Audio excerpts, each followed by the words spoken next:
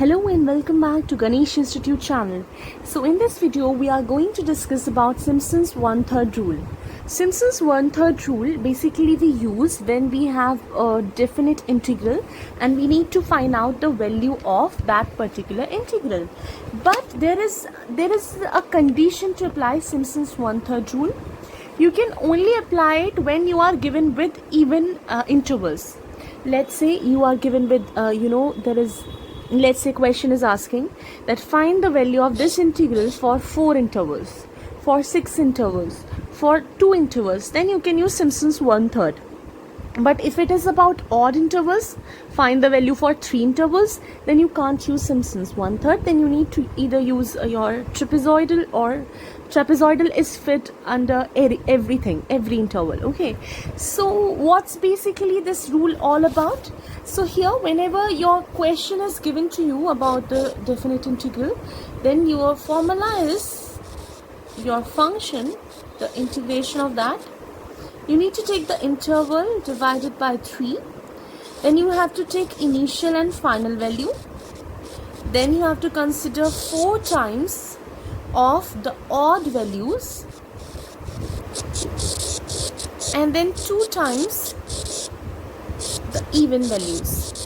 Now you might wonder that okay, 2, 4, then why we have not written 6 here? Because 6 is already considered here. Why we are writing 0, 6 only?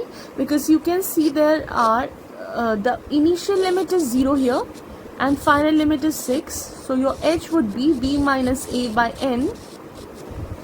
Your total number of values are 6 here. Your final minus initial value 6 by 6, which is what? 1, right? So h is 1. Now compute all those values like y0, y6, etc.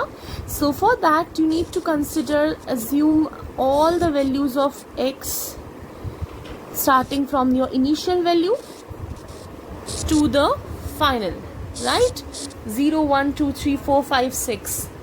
Now this is your x0, x1, x2, x3, x4, x5 and x6. Okay, now when you have to find out the value of y0, then you can consider this is your y, right?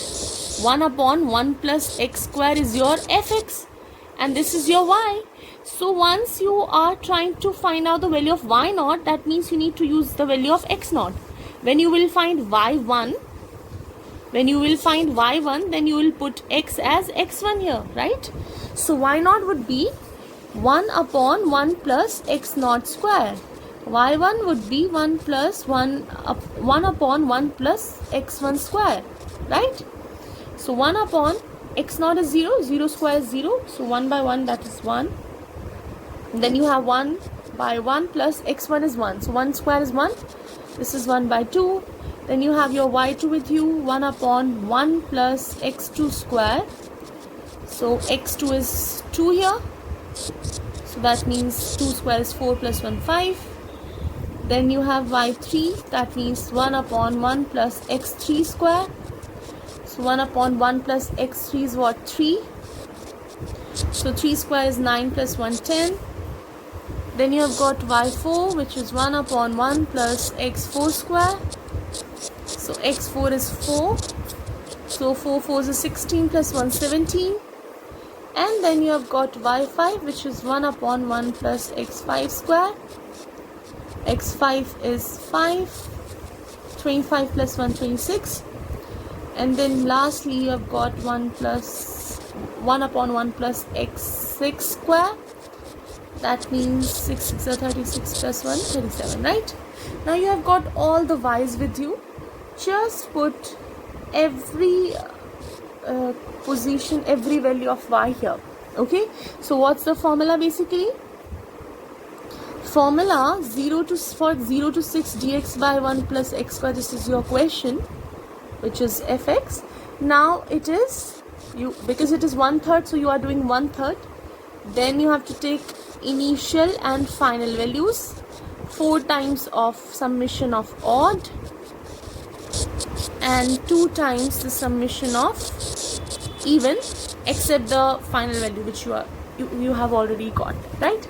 Now your h is, we have already found out that h is nothing but 1. So 1 by 3 y naught. Y naught is also 1 and y6 is 1 by 37, right? So 1 plus 1 by 37 plus 4 times y1, y3, y5. So 1 by 2, 1 by 10 and 1 by 26. 1 by 2, 1 by 10, 1 by 26 plus 2y2, y4. y2 is 1 by 5 and 1 by 17. So 2 times 1 by 5 and 1 by 17. So there are two things which you can use, opt out to solve this question.